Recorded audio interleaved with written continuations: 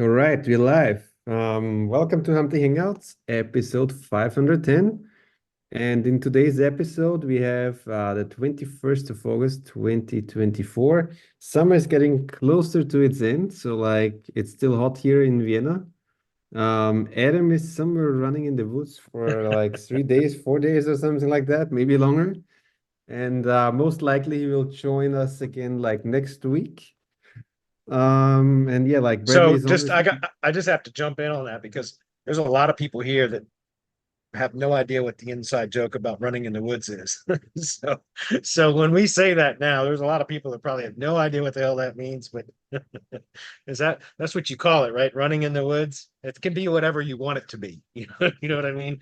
But that's just kind of an old inside joke that we've had for a long time. Some of the old members that have been following us for a while would know what that is. But anyway, sorry, I didn't mean to interrupt, Chris. Please All continue. good. All good. Welcome, Bradley. Hope you're having a good day. Is it hot as well there?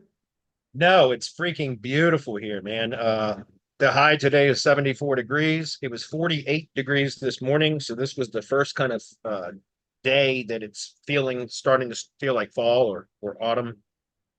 So this is my kind of weather where it's nice and cool in the morning and then warm in the day and then cool again in the evening. I love that kind of weather. It's my favorite time of year. I'm still hoping for those nice temperatures, because we had rain here, and now instead of just being hot, it's like hot and humid. Yeah. Exactly what I love. Yeah, well, it's still August here, so this was just a glimpse of what's to come because I'm sure it'll get hot again. August is usually one of the hottest months here in Virginia. So, Definitely.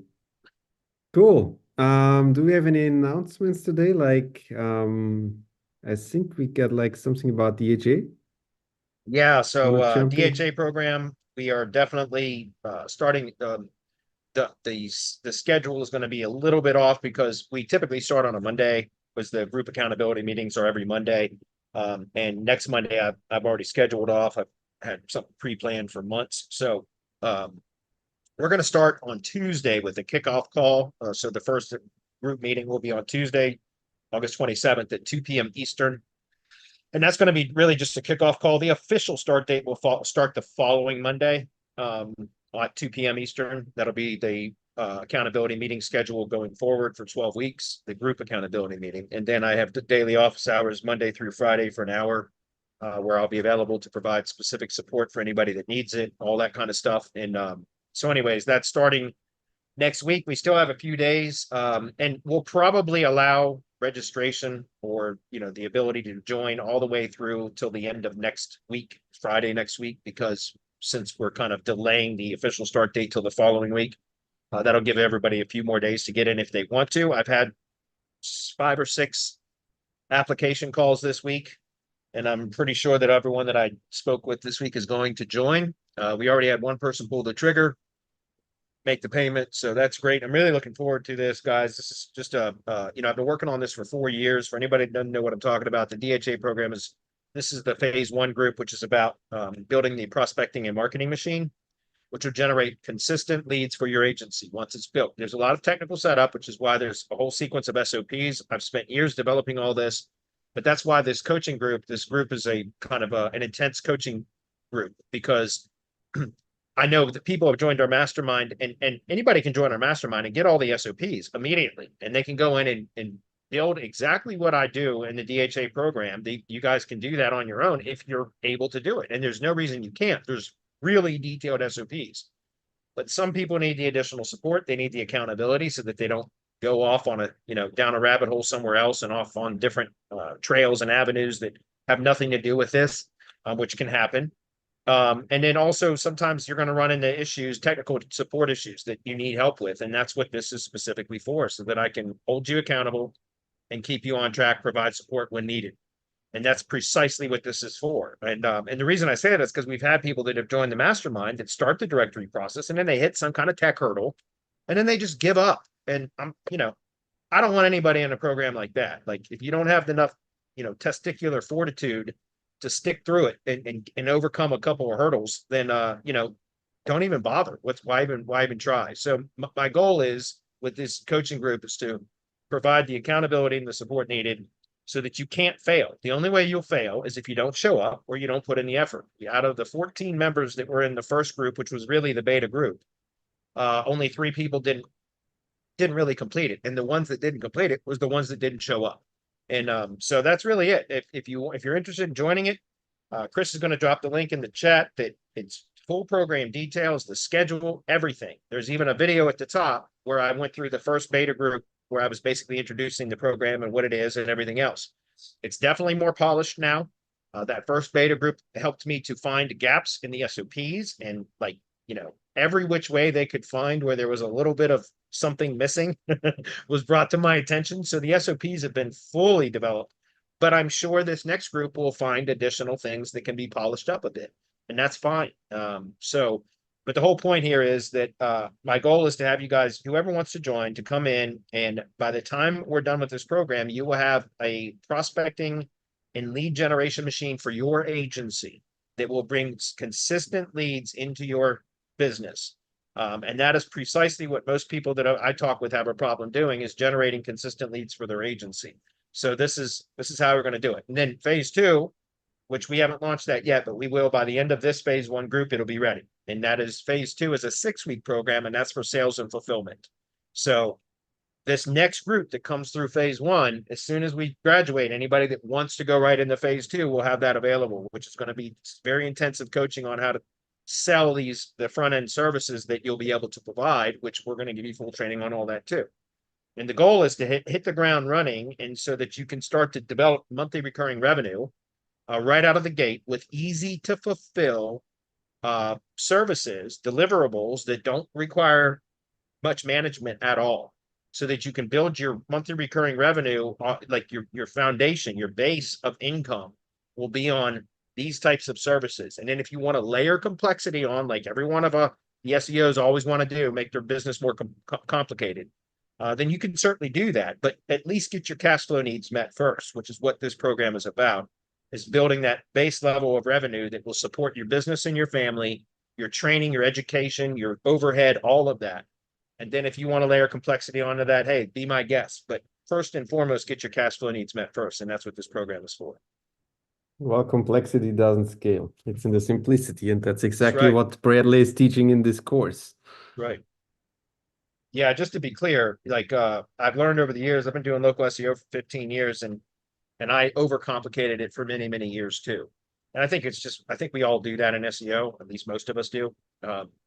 But I've learned as I've gotten older, I've realized I don't want to work so damn hard for my money anymore. And so simplification is key. And I think that's why I pick one niche, one industry, which is what the DHA program is about.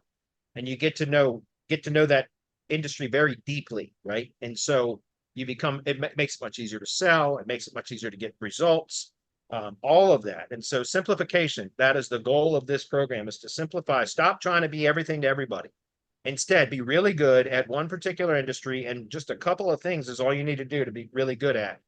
And you can build a massive business on that. And that's what we're teaching at DHA. So, yep.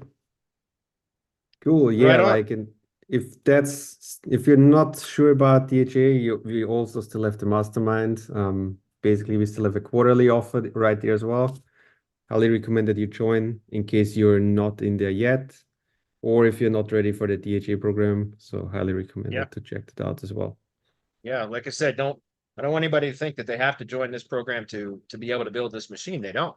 But you do have to join the mastermind, but because you have access to all the SOPs there, and you can ask me questions in the group. That's fine. I've got no problem with that. I do a weekly webinar on Thursdays for our group members, our mastermind members, every single Thursday. And so that's where you can ask questions, and in the community itself. So the point is, if you're ambitious and you can kind of self-manage your time, then you absolutely can do it. So without joining the additional coaching program, that's just for those that need it. Some people want that, and I totally understand. Having that accountability helps. It really does. So cool. Anything else? Otherwise, I say we get started. And before we get started, make sure you hit the like and subscribe button, the like on this video. So we actually know like you're actually listening and showing a bit of appreciation as well and stuff. And other than that, I think we're good to jump into questions, right? yeah, apparently I'm signed in as a different YouTube channel. So let me switch account real quick. All right. Signed in as video SEO instead of semantic mastery. Let's fix that. Okay. Okay, back.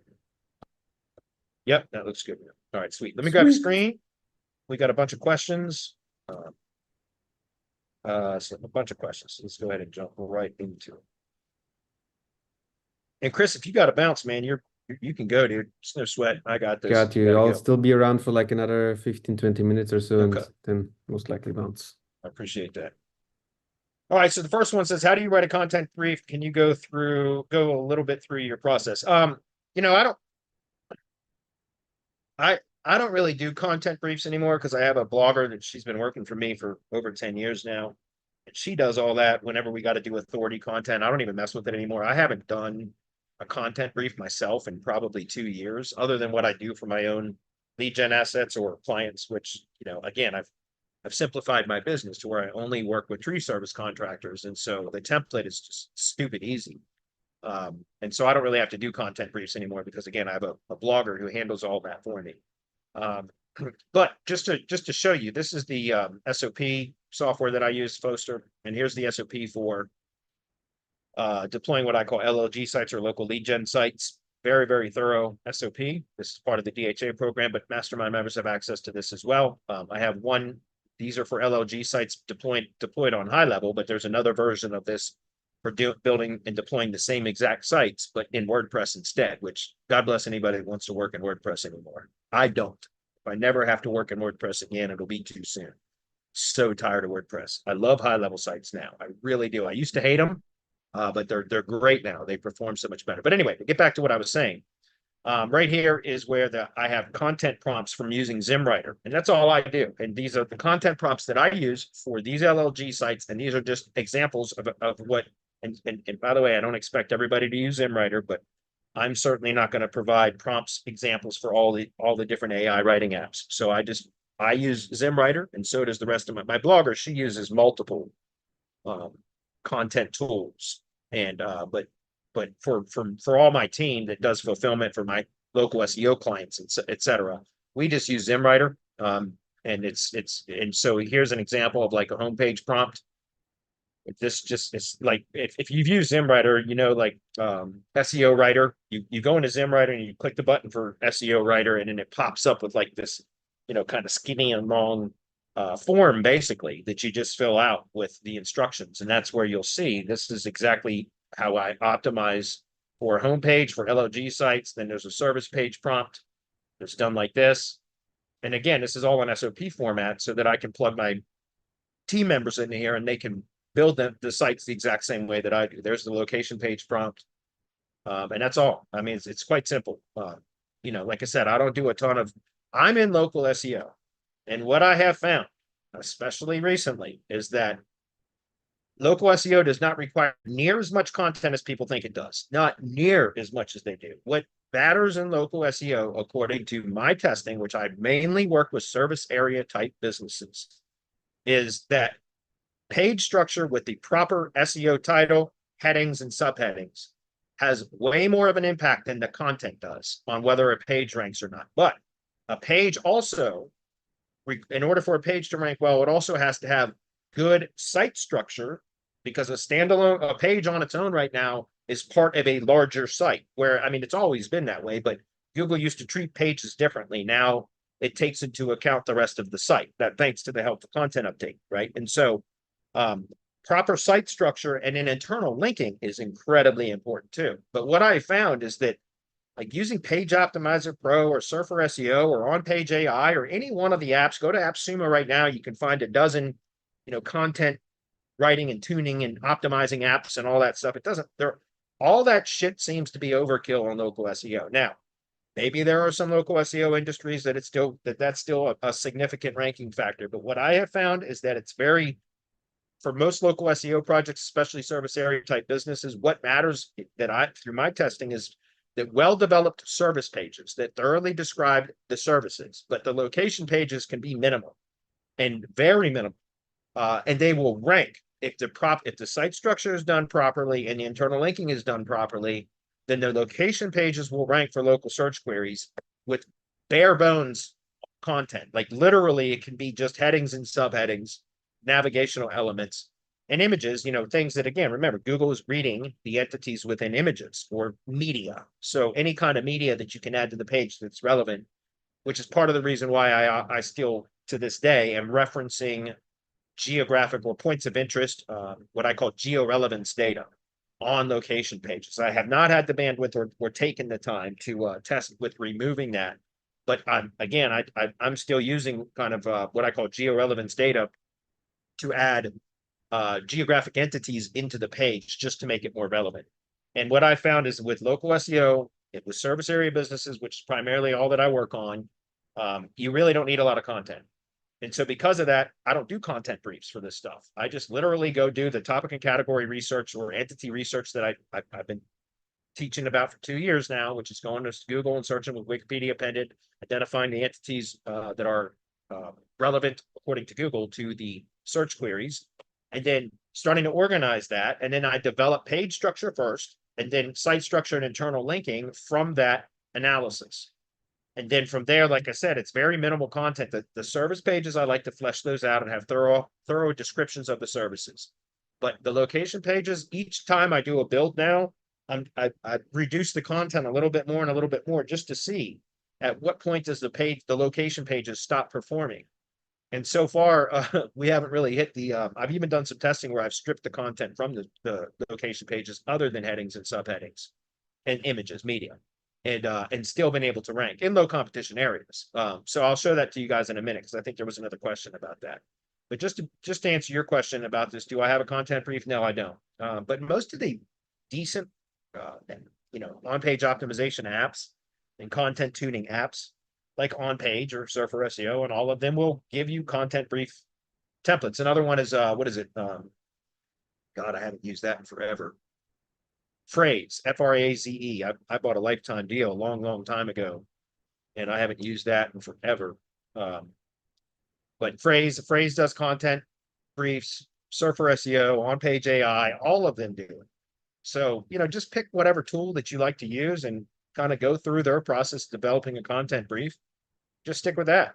Again, just like Chris and I were talking about at the beginning of today's Hump Day Hangout, I've really learned, I guess because I'm getting older, more mature, that I want to keep my business as simple as possible. No shit. Simplification is, I'm all about simplifying right now as much as possible, right?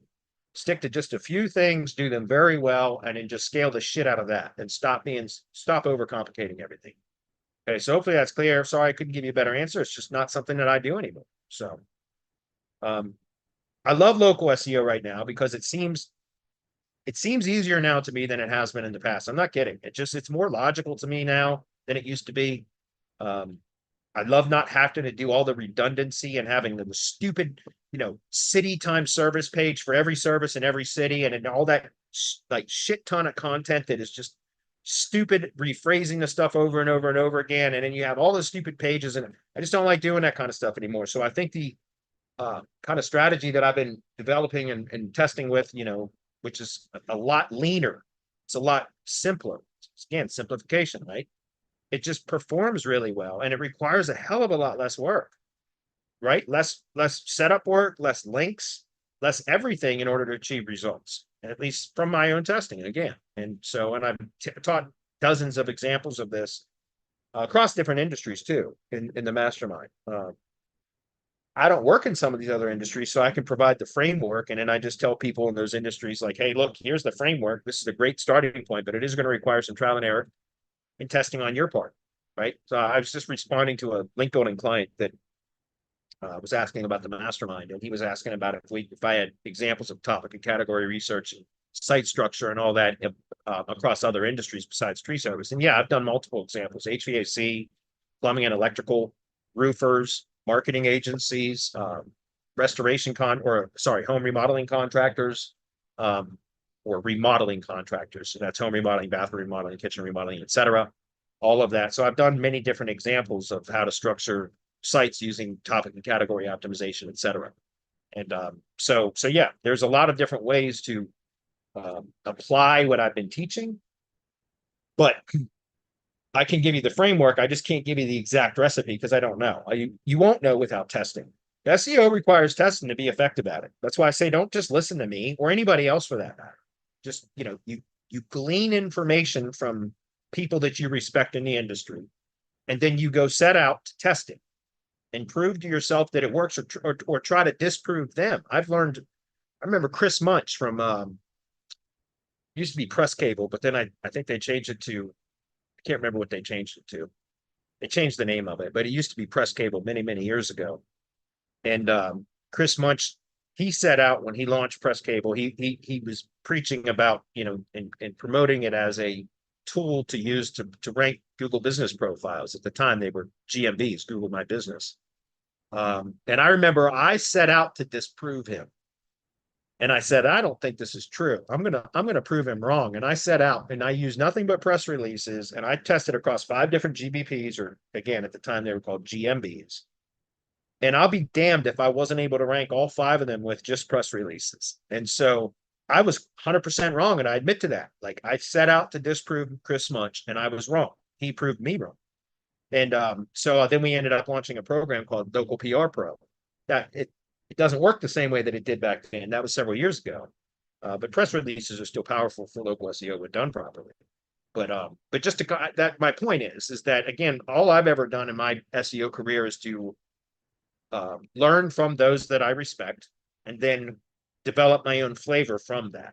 Right? That's it. And then just give credit where credit is due when you do that kind of stuff, And I think that's reasonable. That's all anybody can do in this industry, right? Just try to develop your own kind of, again, SEO flavor from what you learn. You mix and match bits and tidbits of information or tactics, etc., from various people, and create your own style. And that's all I do. And then I just teach my style, and I expect people to do the same thing: is learn a little bit from me, learn from others as well, and make your own style. Right? I'm not telling you that my way is the only way. In my opinion, my way is the best way, but I'm biased. You know what I mean? I'm saying I don't recommend anybody just believe any one person. Go out and test it for yourself. Prove it or disprove it. Either way, you've got your answer. You know what I mean? So hopefully that's clear. The next question, on the TreeCareHQ site, if you were aiming to rank state pages for keywords like service plus state, would you add an internal link from the state page to the main services page? Could you also explain the theory behind keeping the content on location? Okay, so this is 2 different questions that are not the same, but they're not even really related. So I'll start with the first one. First of all, honestly, I haven't even thought about if I was trying to rank a directory category page or state page or anything else, because I've not attempted. My directory ranked for 2 years, and then all of a sudden, a couple of months ago, it dropped. Now it's like on page 2 for tree service directory, and I've not spent any time investigating why or trying to recover it back to page 1. It was at the top for about 2 years. I got a lot of agency leads because of contractors submitting their company through my directory because I was ranked. But I use the directory specifically to start conversations with the business owners in my industry. That's it, guys. I've said that 1,000 times. There are a number of things that you can do with the directory. You can rank a directory, you can generate leads, you can monetize it by selling advertising space, you can sell premium listings, you can build a list, right? You can have an opt-in that's relevant to the business category, the service categories, so that you can build a list and then do affiliate marketing. There's so much that you can do with a directory. But I use it for one specific purpose, and that is, well, 2, really. The first one is to initiate conversations with business owners in my industry. That's it. Number 2 is, once they are a paying client, then we fully flesh out their listing on my directory, and that becomes a primary link building target. That then I'm using their budget to build links to my directory that benefits them, at least while they're a paying client. And then once they decide to stop paying, then we leave their directory listing up. We just no follow their links so that we're not bleeding any link equity out to them, but we still retain some of that because we've used some of their budget to build links to my directory site, if that's clear. And now I also build LLG sites, or local lead gen sites, and that's just part of my standard operating procedure for local clients. And some of their budget goes to build links to my LLG sites that have been assigned exclusively to them while they're a client. So I'm using some of their budget to build links to my lead gen assets that are benefiting them while they're paying clients, But when they stop paying or decide that they want to cancel or whatever, then I retain some of that value because I use some of their budget to build links to my assets, right? Which are benefiting them while they're a paying client. So I don't have any problem sleeping at night. I don't think there's anything ethically wrong with that. I've just learned over the years. Look, I'm in the tree service industry, to be clear, and the tree service guys are notorious. I've been working with tree guys for 10 damn years, and they are notorious for once they get ranked, they cancel services. Or in the winter, because tree work slows down significantly during the winter, they cancel services. And they often will, and for years I've heard, oh, well, we'll be back in the spring. But the problem is if you do SEO good enough, sometimes they haven't slipped at all. And so come spring, they don't really need you again. So they don't rehire you or rehire me. You know what I mean? And so the point is I've learned over the years to try to reduce that, to capture, to retain more value from that client other than just earning money while working on their assets, right? How can I capture some of that and keep it even when they're gone? And so that's kind of the whole reason I started developing. Again, for 4 years, I've been working on what I call the directory hybrid agency, specifically to overcome that, which is, again, it's about building your own business. Why is it that we as SEOs always build our clients' businesses, but never our own? Or rarely do we build our own? That's just stupid, because at some point when the client decides they don't need you anymore, you're left with nothing. And the client can benefit for months and even years from the work that you did. So why not capture some of that? And that's what the DHA program is about. So again, back to the TreeCareHQ site. I don't use it for anything else. If I were trying to, I haven't even thought about trying to rank service plus state pages. And honestly, that's not picking on you for this question, but go look at search volume data and how many people search for service plus state. It's very, very low search volume. People also don't search for service plus county. I mean, there is a little bit of search volume, but very little. They search for service plus city, though. So if you're going to try to rank pages, why not try to rank pages that are going to get a lot more, traffic, which would be service plus city type of search queries, instead of service plus county or service plus state, which has very little search volume. But in any case, how would I do it? I don't know. I'd have to think about it, to be honest. And I can't just off the top of my head tell you how I would do it. I'd have to kind of plan that out, because a directory site isn't a simple site. Like the hyperlocal sites that I build now, again, I call them LLG sites, or LLG, local lead gen. Hopefully you guys understand that. LLG sites are hyperlocal sites. If it is a client that wants to cover multiple counties, like a tree service guys, some tree guys do, they'll cover 3, 4, 5 counties. No kidding. Well, then that's fine. If they cover 3 counties, I'm going to build them 3 separate sites. 3, right? Because each subdomain, each site that I build is based upon the current best performing configuration or structure. And that's what I call the control. Your direct response marketing, you figure out what the control is, your best performing campaign, in this case, best performing website structure. And then you change single variables and test single variable changes to see if you can outperform the control. If you find a single variable change that causes a performance gain, then you duplicate that several more times and see, does it consistently provide that same performance gain? If so, then you work that into the control. That now becomes the new control. And so for, in my, what I have found is that optimizing service area business sites on a hyperlocal level, where we optimize the homepage for the county, and then the supporting location pages are cities or towns, census designated places, unincorporated communities, etc., that are within that county. And so if I want to target another county for the same client, I want to build another LLG site that is targeting that county with the internal pages as all part of that. Now, again, can this all be done on one site? Probably. But what I have found in my own testing is that the hyperlocal sites perform better than if I try to combine them all onto one site.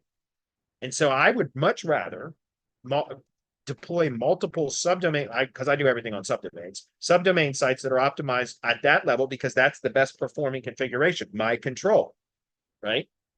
Then, and just duplicate that multiple times for one client, then try to reinvent the wheel and put it all on one. And by the way, I don't give my tree guys an option. Like, if you want to work with me, these are the sites you're getting. That's it. We could change the colors, we can change the images, we could change the services, etc. But you're getting this template, this structure, because this is the best performing. Do you want pretty or do you want performance? You can, I don't do pretty, I do performance. You know what I mean? So if you want pretty, go elsewhere. You can go pay $5,000 for somewhere else to get web design that's pretty. But what's good is a pretty site if nobody ever lands on it, you know? And my sites at least get traffic, right? Because they rank well, typically. There are certainly more competitive areas that require more effort.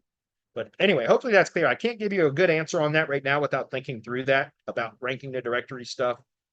Because otherwise I'd just be pulling stuff out of the air and I'd have to think about it to give you a proper answer. Okay. Can you explain the theory behind keeping the content on location pages minimal and instead focusing on internal linking to add a more detailed service page? I want to understand how this makes crawling easy for Google. Well, I mean, I don't know that it's necessary. Look, I talk about reducing crawl resistance because one of my mastermind members, Cecilia, she's the one that introduced that phrase to me, and I love it. Google seems to be rewarding sites that are efficient right now, that it can crawl efficiently. It just that from my experience, that's what I found. And so when I say reducing crawl resistance, I mean like reducing the amount of work that we have to do as the SEOs, right? And that is to convey to Google through the main optimization elements or main optimization points exactly what the site is about, like or what the page is about, and then it's optimizing not just for SEO but also for visitors. Think about it. Like again, I have a link building client that asked me to do an audit for them, and I did it, and I provided them with very detailed recommendations on page structure, site structure, and internal linking, because I always do that now. My audits have gotten considerably more advanced because of that. And so she sent me a Word doc, excuse me, that had the location page content developed out. And, it was, I didn't get a word count on it, but it had to have been at least 1,200 words. And I was kind of restating that what I thought I was pretty clear about in the audit, in that that's completely unnecessary. Because if you do what I'm talking about, which is you have really well developed service pages, which you only need one page for each service, then where you thoroughly describe that service, then if you have that on the site, then why on the location pages would you need to reiterate that again? And if you have 10 supporting location pages, if under traditional or older SEO tactics before Google got a lot smarter and better because of large language models and AI and everything else, under the old kind of tactics, you would have had service times city for every single city page and every single service. And then on the location, or even if you just only had one location page, I still see people that don't believe that they can minimize the content on the location pages and still have it ranked. So they'll have me review a location page that, let's say they offer 5 services for that company. That company offers 5 services. So then each location page now has an H2 heading for each service and paragraph or multiple paragraphs of content for each service. And then every single location page has that content again. And even if it's rephrased, it's a ton of redundancy and duplication, and it's not necessary. Why do you have to restate the same goddamn service over in a description of the service over and over and over and over again on the site? You shouldn't have to, right? And I know why we used to do it, but we don't have to do that anymore, is what I'm telling you. And again, don't believe me, just test it. Go out and test it, right? So if you have really well-developed service pages that thoroughly describe each service that the company provides, why do you need to restate that anywhere else on the site? You shouldn't have to. You should just make it easy to navigate that, to where nobody has to look for anything. So a location page, again, at the SEO spring training event, Chris Cazzo, I think his name was, he does mainly affiliate stuff, but he also does some local SEO stuff for big attorney law firms, like big national law firms and stuff. And so what he was talking, I love this statement that he said. He said, optimize for visitor intent. And what he was explaining was that he found that and anybody that's ever looked at a personal injury attorney, especially those types of sites, personal injury attorney sites, that they're content heavy sites. Like, oh my God. And like those pages will be 3,500 words long because they go into statistics about, state laws and audio accidents and injury statistics and all this stuff. And it's all this fucking junk. And I understand why we all did it before, guys. I get it. I'm not picking on anybody for that. I did it too. But what I'm saying is you don't need to do that anymore. Chris Cazzo, when his presentation, he was showing, and I love that statement. He said, satisfy for, or optimize for visitor intent, or optimize for the intent of the visitor, right? Same 6 in one, half dozen in the other. But he said that when a visitor lands when somebody does, when a consumer, Google user is looking for a local service or product or whatever, and they do a search query with local intent, a local page is what will rank or should rank for that, right? And so when they land on a location page, if it's a search query that has clear local intent, commercialized intent too, right? So like, and again, in the tree service industry, somebody searches for tree service near me or tree trimming in my area, tree removal company, plus city, whatever, the location page ranks. They already know that they're looking for a tree service contractor. All they're really looking to do when they land on that page is, who is this company? How do I contact them or request that they contact me? And if I wanted it, and what services or products or services are available in this location or in this area. That's it. That's all it needs to say. And if you have service pages that are thoroughly optimized for the service, then why would you need to restate that same content over and over and over again on all those location pages? You don't. All you need is a very clear link that takes them to that page. So here's the services that we provide in this area or at this location, in this area or at this location. And if you want more information about this particular service, here's the navigational element to take you to that page where you can learn all that you want about that service. But why does that need to be restated on that page over and over and over in every other location page? It doesn't. That's what I'm trying to tell you. It doesn't need to. And so here, let me give you an example, guys. Let me pause the screen for a minute. I wasn't planning on doing training today, but we're going to do it anyway. Because, guys, it's also the hierarchy of how, and I'm going to demonstrate this too, by the way. Let me go ahead and resume share. And before I jump into the notes, and I'm going to do this hierarchy, and I've got a little gnat flying around my face and it's driving me nuts. Hierarchy. Anyway, let me get to this. HTML markup, I have found proper HTML markup at the page level now is, at least in my testing, I have found has more important now. Like there's more emphasis on that now than it has been in almost my entire career doing local SEO. I remember when I first started SEO in around 2010-ish, it was very important. And then over time, it became less and less important. And I think it's because of page builders and things like that. Like a lot of web designers started using H tags for styling elements and all that. And so, but what I found is recently, really since the helpful content update, and it might have occurred before that, but it wasn't until the helpful content update that I really started playing around with this, that I think the proper HTML markup with proper hierarchy and not using H tags for styling elements, but using it specifically to convey H tags outside of the body tags of a page are treated differently, guys. The links within the body tags, so the main content body of a page, are treated differently. They're weighted heavier than navigational links, sidebar links, or footer links, right? We all know that. So contextual links within content are also treated a little bit. They're given more weight, right? They're weighted heavier than a link that would be like in a list of links, like bullet points, etc. A link with an H tag, so a link that has the text as an H tag text, so it H3, H4, whatever. Now that link is usually also, especially if it's in the body tags within the main content body of a page, is also weighted heavier because you're signifying to Google, because of the H tag element as part of that link, that is a more important link, right? And so having proper HTML markup of the pages can convey to Google through the main optimization points or elements of the page what the page is about, without the need of diarrhea of the mouth or diarrhea of the keyboard, which is just like, I'm just going to dump 3,000 words of content on this page because that's going to make it rank. No, it's not necessary. And think about what that does to the visitor. When a visitor searches for tree removal near me and they land on that location page, it should be who the company is, how do I contact them or request that they contact me, and what services are provided in this area or at this location. Tree trimming, tree removal, tree care, stump grinding, etc. That's it, just an H2 element, and that's what I was going to say here. An H2 that says, tree care services.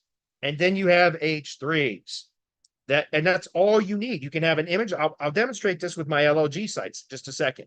But then the H3s that list and link to the service pages. So lists and links to service pages. You understand? So here's an example of that, right? So let's just go look at this. Albemarle Felling Pro. This is by VAs in training to build these LLG sites, local lead gen sites in high level. And this was her second build. This one was done last week or 2 weeks ago. Then she did another one last week, and she's on another one this week. Anyway, an example of that is, let's go take a look at, I don't know, let's just look at Earlysville. That's fine. Okay, so guys, take a look at the structure of this page. All right.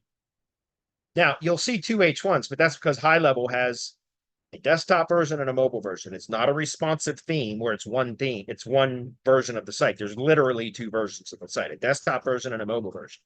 So there's two H1s here because there's an H1 for the desktop site and an H1 for the mobile site. They're the same. But here's what I'm talking about with the element block that then introduces the services. Look at the content on this page, guys. I'm not reiterating the same shit over and over and over again. This says Arborist Services, which is, by the way, Arborist Service is the additional Google Business category. There's a reason why I use that as this H2. So, and by the way, you could change a word, an entity from a singular to plural, and it doesn't change the meaning. So Arborist Service, which is the Google Business category, which is Arborist and Service Economics combined as Wikipedia entities to make that category. So Arborist Services is just the plural version of that. So this is the H2 that then introduces these H3 elements that link to the service pages that are thoroughly optimized for each of those services. So do I need to repeat that shit on this page? That's a no. Because it's clear to the visitor what this page is about. Who is this business? Well, it's Albemarle Felling Pro. What do? They do tree maintenance in Earlysville. And what services are provided in this area or this location? Well, they're listed right here. That's it. Where's the contact mechanism? Well, it's here, it's here, it's here, it's, multiple places on the page. And then all I do there is add the georelevance data. I used to do a lot more of this stuff here. And by the way, it looks like she's got an empty bullet up here that's causing that to look a little funny. I didn't notice that till just now. But this is just mentions of stuff that's relevant to this particular area. And then this is where I talk about, I'm still using georelevance data that we pull from Google Maps and pasting it in, putting this on these pages. I've not tested with pulling this out. It would be worth testing. I haven't had the bandwidth to do it or really taken the time to do it yet. And then we link to the other locations as well. Excuse me, as well. But let me give you a quick example, okay, of why I don't think this is important anymore to have deep tons of content on those pages. And that is because, and here's an example just to show you, okay, because I just did a test just to kind of demonstrate this on one of my mastermind webinars, weekly meetings on Thursdays. I don't remember whether it was the Build with Bradley group or mastermind meeting. This is just a test site or a demo site that's set to no index, but I do this just to show different structures, like and how I would do things, etc. So it's just standalone page view. Take a look at this page, guys. There's no content on this page. It's headings and subheadings. That's it. SEO title, H1, which is what I call page or post title, and then headings and subheadings. H2s are headings, subheadings are H3s, 4s, or 5s. These are H3s that support this H2. This is an H2, so this is an H3 that supports that H2. That's proper HTML hierarchy, guys. Get it? Stop using HTML elements to style your page. Use HTML elements. Again, if it's header, sidebar, footer, fine. Do it all you want. Those are treated differently. But within the content body of the page, convey to Google through the headings and subheadings, and like I said, media too, what the page is about. And so just to be clear, guys, there's no content on this page other than what you see here. And if we run it through Google's natural language API, this tool just allows me to submit stuff to Google's natural language API, and it returns the data. These are the topical categories Google identified on that page. Google knows what this page is about, guys. I don't have 1,500 words of content on this page, do I? No, but Google understands exactly what this page is about. Need I say more? No, I don't. So what I'm saying is it's worth testing reducing content for location pages. The service pages I still have not really tested with that much. I am going to show you an example of that though. Let me just show you if we go over to Zootrix. This is, by the way, so Bucket and Felling Pro, this was again, one of these LLG sites. This is in a very low competition area, but I was testing and I was actually developing the SOP when I just built this site. And you can see that I got 96 out of all 96 keywords are on the top 5 position. And there's one backlink built to this property, one backlink, and that's from my directory site. That's it. It's a very low competition area. That's not, I'm not trying to say that, I'm not flexing my muscles and saying, well, look what I did because of that. I'm just saying this, because it's a low competition area, you can see very exaggerated effects when you have proper structure and proper on page. And this, go check it if you don't believe it. One fucking backlink to this thing. And he got 96 out of 96 keywords in the top 5, 93 out of 96 in the top 3. Think about that, right? So if you go take a look at this, this was before I started reducing content. So let's just go take a look at it, okay? So if we go take a look at like Grundy, whatever, service, this is a location page, supporting location page, right?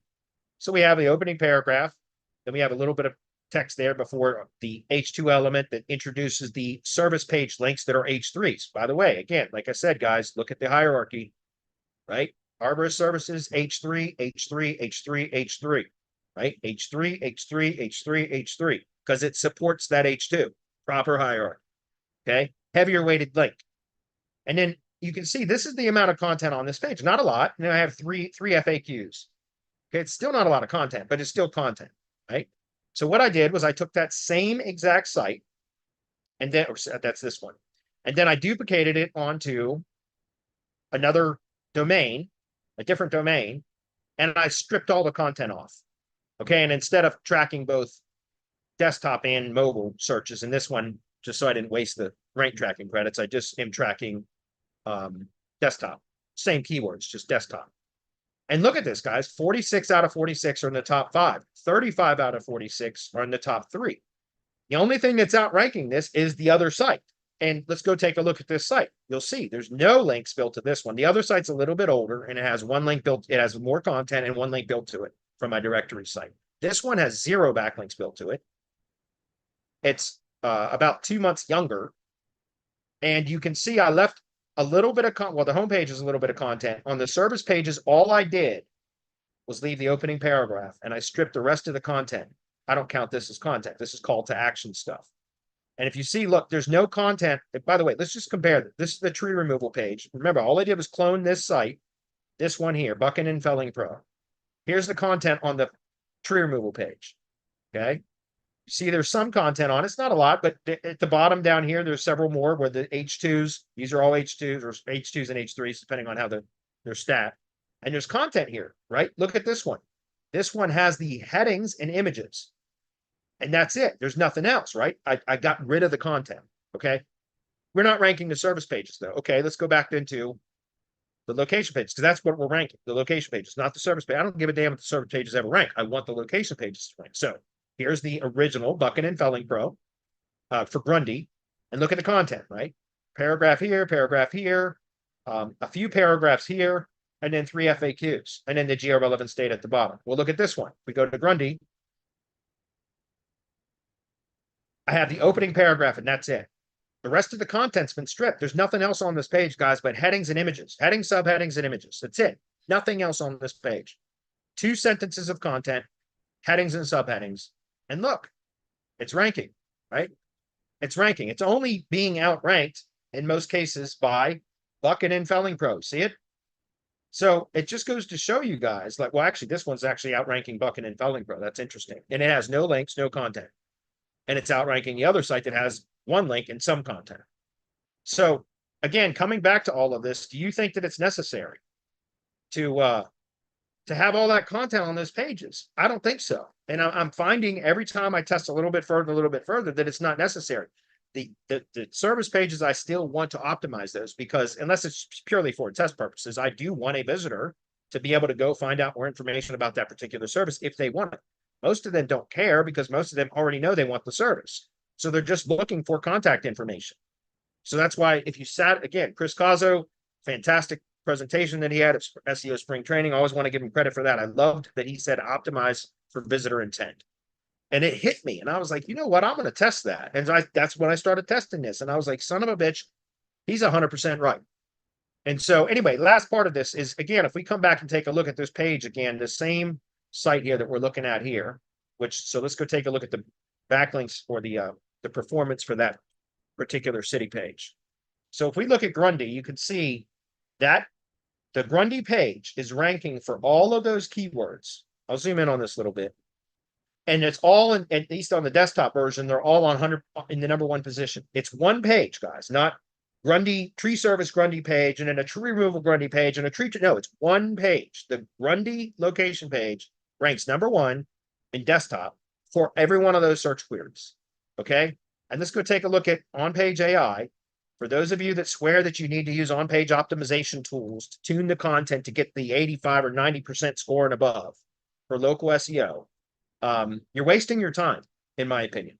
Again, there might be some industries where that's still required, and I don't know why it would be, but I'm finding that it's not needed. So this page here, guys, and this one, actually, this is the Grim Reaper Tree Services page, which is even funnier because the Grim Reaper Tree Services page is this one here that has no content, right? So let's go take a look at this one. That's this one here that has no content other than 2 paragraphs there, and then the headings and subheadings and media.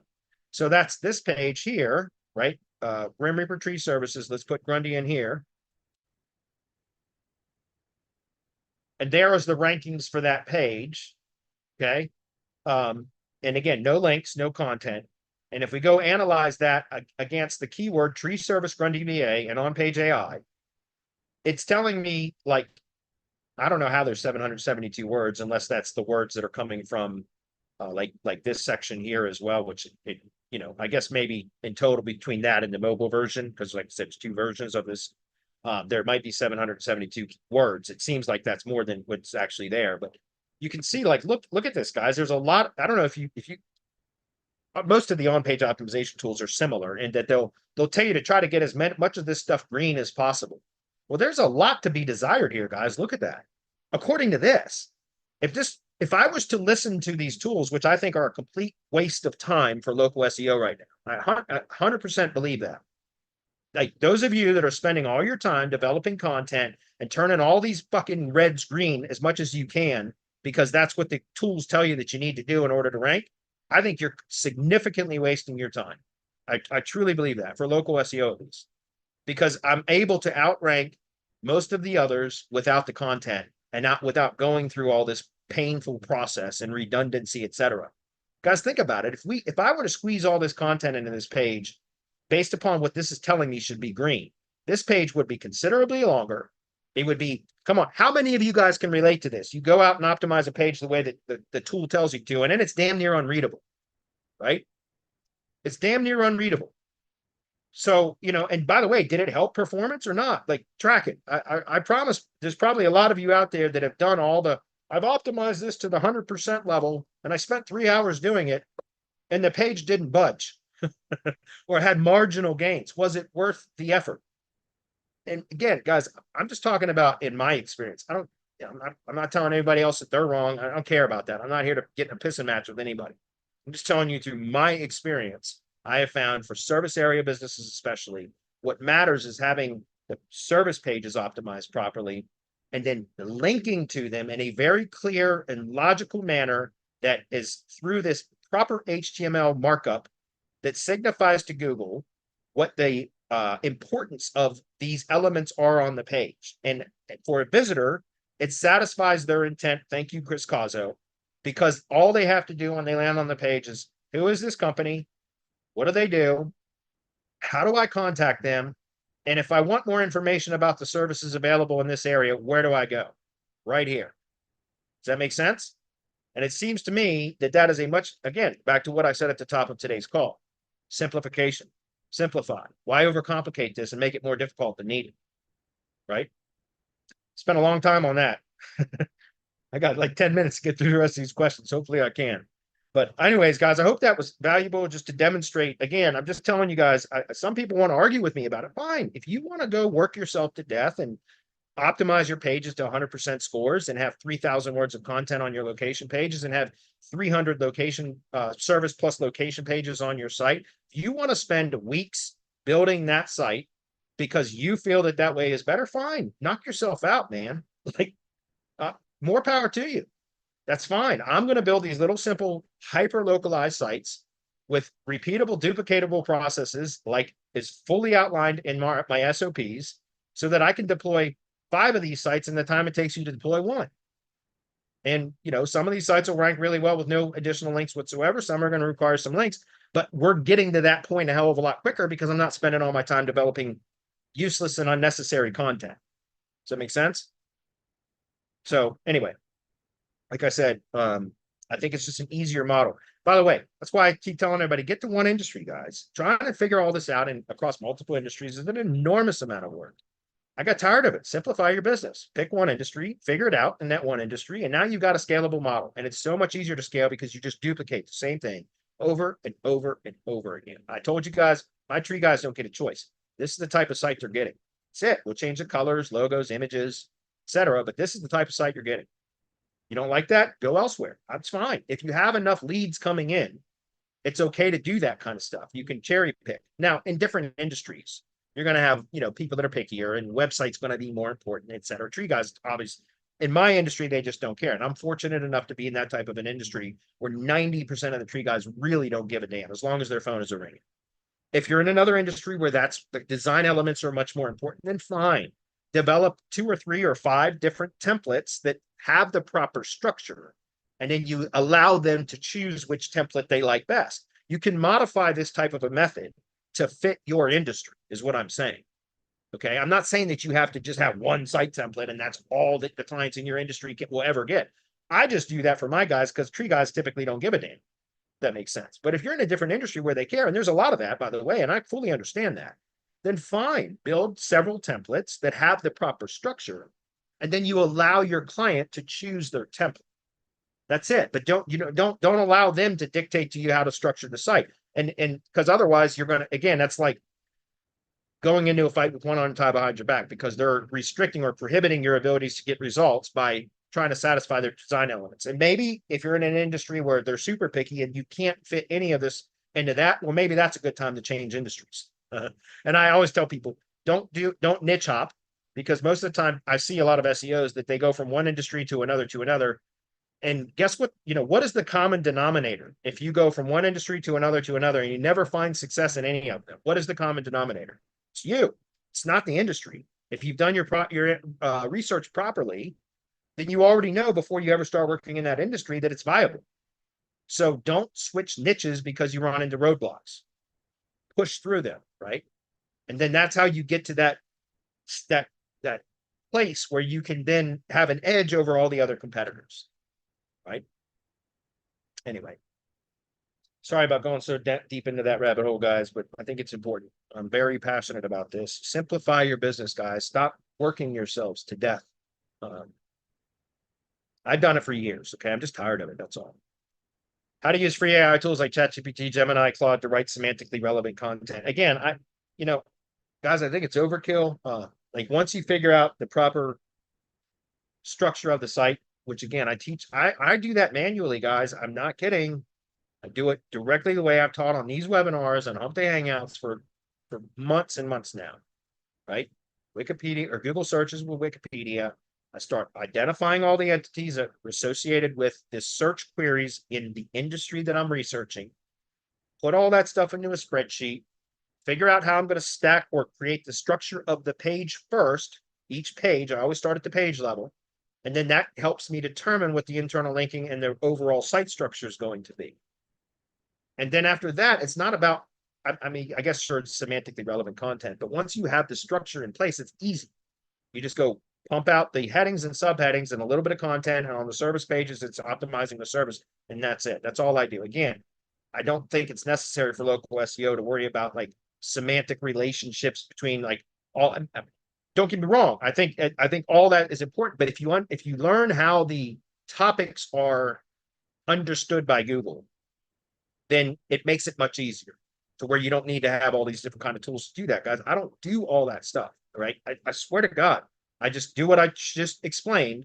And then these are the simple page content prompts. And that's it. I just duplicate this over and over and over again for every site builder, and it's done. We get results, right? Some require more links than others, sure. But the sites are all sound. The structure is sound. They perform very, very well. Okay. Moving on. Let's see. Can you share the ID page link which you were showing in the video? I'm not sure which one that is. I have to look at that. That's YouTube comments. I'm not sweating that one right now. Why not use something like Brilliant Directories? I don't know what the question was here, but what difference does it make which directory platform I'm using? I'm using WordPress. By the way, I hate WordPress. I swear to God, I hate WordPress, but we're using WP Geo Directory. What difference does it make what platform the directory is on, guys? Do you understand the directory is nothing but a mechanism to initiate conversations with the business owners in my chosen industry? Whoever this question was, if you want to use Brilliant Directories, use Brilliant Directories. I'm using WordPress and I'm not going to switch the directory because I use it just to start conversations. That's it. So, it's like there was a question last week about pages and posts. Pages or posts in WordPress. Who gives a damn? Just publish a damn page, optimize it properly, and let it rank. Google doesn't give a damn about it. Neither should you, really. And I'm not picking on anybody, just to be clear. But just like this Brilliant Direct, like some people say, well, why don't you use this as directory? What difference does it make? It's serving the purpose that it's supposed to, which is initiating a conversation. That's it. It's all I want it for. So I'm just saying I know there's other directories out there. Fine, pick one. If you don't like Geo Directory, don't use it. Doc, it hurts when I do this. Don't do that. You know what I mean? Moving on. Charles says, hey, Bradley, last week you mentioned deleting a lot of blog posts from client sites. Do you 301 those deleted pages or 410 them? I don't do either of them except for once. I don't, unless, look, if there's backlinks pointing to a page or post that I'm deleting and they're valuable backlinks, meaning they're relevant, then I will do a 301 redirect from the page URL that I'm pruning or trimming or trashing, whatever, to another relevant page. That's it. But if there's no backlinks pointing to it, or if the backlinks aren't relevant, there's shitty links pointing to that page, I just delete the pages or trash them. And then I go in and update the sitemaps in Search Console to tell Google to recrawl this stuff. Like now that these pages have been deleted, if that's clear. You can set up 301 redirects if you want, but there's really no point. If there's no backlinks pointing to them or no valid, like no relevant backlinks pointing to a page, then there's no point in doing the redirects unless you have internal links pointing to those non-existent pages now, in which case you'd have to go through and delete the internal links. And I do have a number of sites where I'm working through that now because it is a bit of a mess, pruning content and then having to go back and find. But with Website Auditor or any kind of website crawler, you can find those broken links fairly easily. And then just go into the individual pages or posts and remove those links. That makes sense. I keep it simple. Again, trying to learn how to simplify things, guys. And that's one of the things I found is it's interesting. Clint Butler mentioned I think after I talked about that last week or a couple of weeks ago, whenever it was, I saw Clint Butler's comment. He's one of the ones that stand out whenever he comments on a YouTube video, which is rare, but occasionally he does. And I always pay attention because I respect Clint. And he said something about be careful about pruning content. And I remember I replied back, which is rare that I rarely reply to YouTube comments, but I respect Clint. So when he said be careful about pruning content, I perked up. I was like, I wonder why. I'm curious. I asked a follow-up question because I've not seen any negative effects from pruning content, but apparently he knows of something that I'm unaware of, and I'm definitely curious. But trust me, Clint's a sharp dude. I highly respect him. So, but I've not had any problems with going through and pruning content. I actually see a performance gain. Like I said, I'll go in and look at Search Console data. I'll select page URLs. So I'm looking at page URLs and then sort by impressions with the highest impressions at the top. You check CTR, the box to show the click-through rate, and you check average ranking position. And what I look for are pages that get a lot of impressions for whatever time frame I've selected, 3 months, 6 months, whatever, that are getting a very high amount of impressions and have 0 click-throughs. And they're ranking very poor. And what I'm doing is I'm just going in and pruning that content. And then if there's internal links that were pointing to that, then I go into the site and try to remove those internal links that were pointing to that page. And that's all I've been doing for some of my legacy clients that I've had for years. We blogged like crazy for years on their blogs.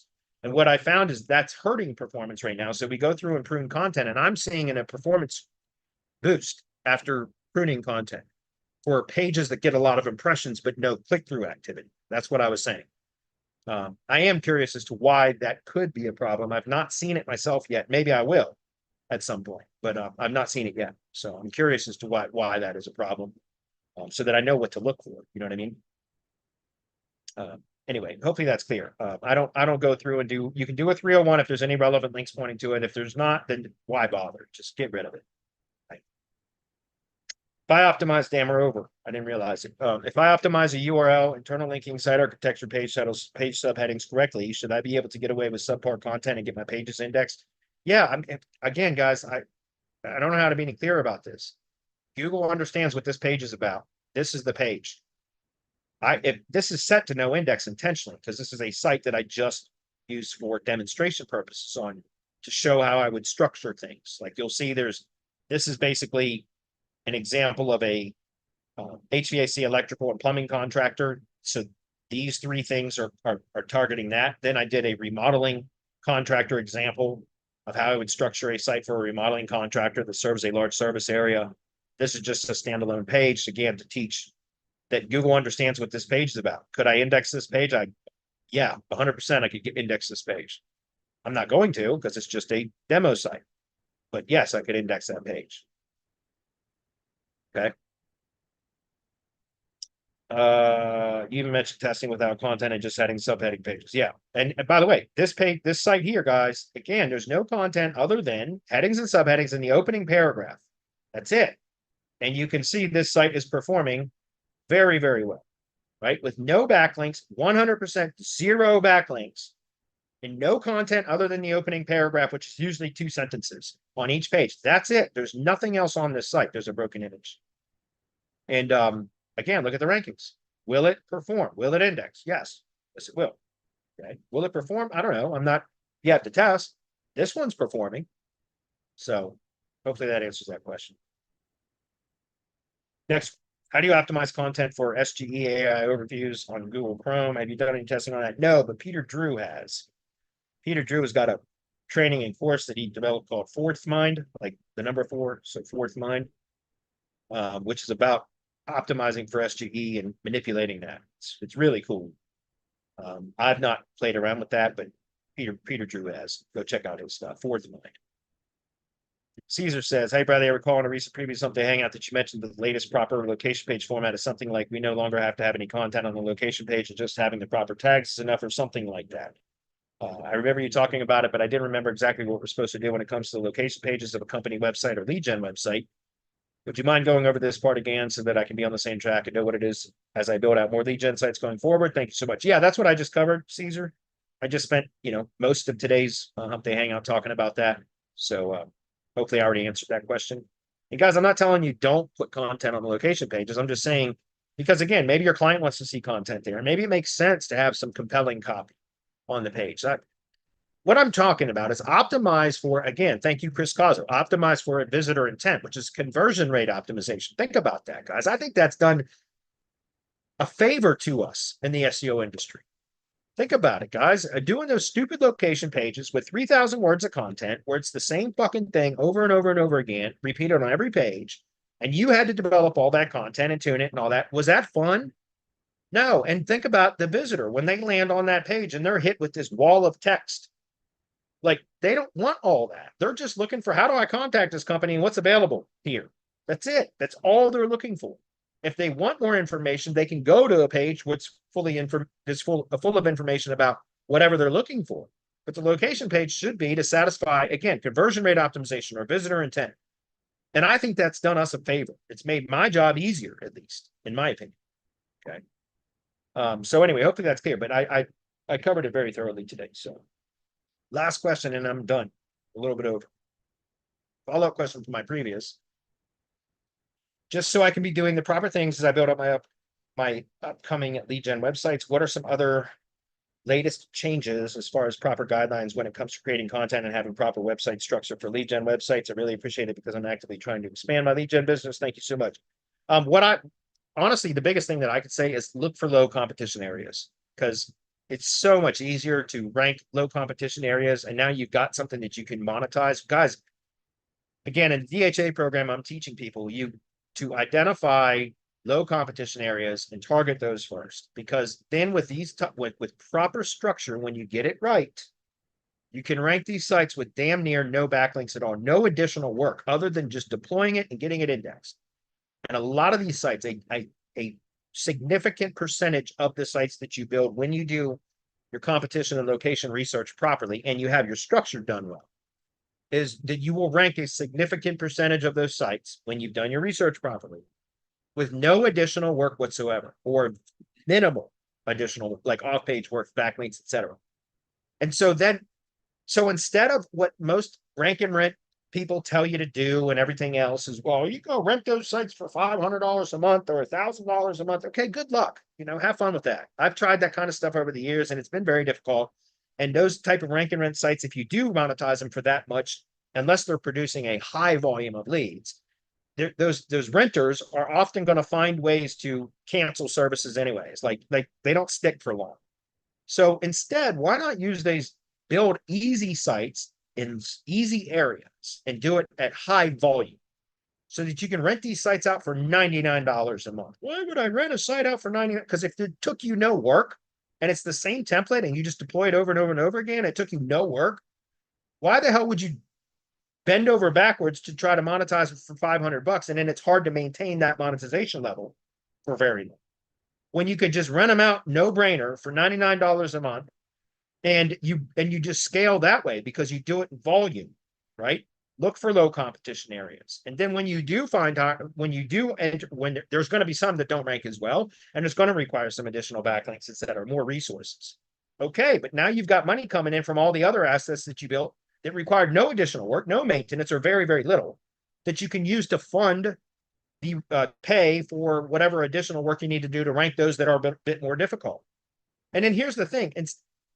Instead of always trying to monetize the lead gen assets, if they're simple to produce, easy to duplicate, and easy to rank for the most part, if you do your research properly, then you don't even have to monetize these sites, guys. You can use them as a sales tool to sell your SEO services and lead generation services to companies in that area that you already have a ranking site for, and then just assign the leads from that site to them as kind of a value add-on. Like, hey, this is a deal sweetener. If you sign up for my SEO and lead generation marketing services, whatever, then we will assign the leads from this site that is already ranking in your area for your products and services. We'll assign the leads to you.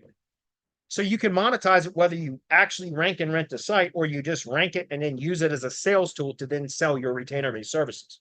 In any case, aren't you monetizing the site? Yeah, it's just a different way of monetizing. You can rank it, rent it.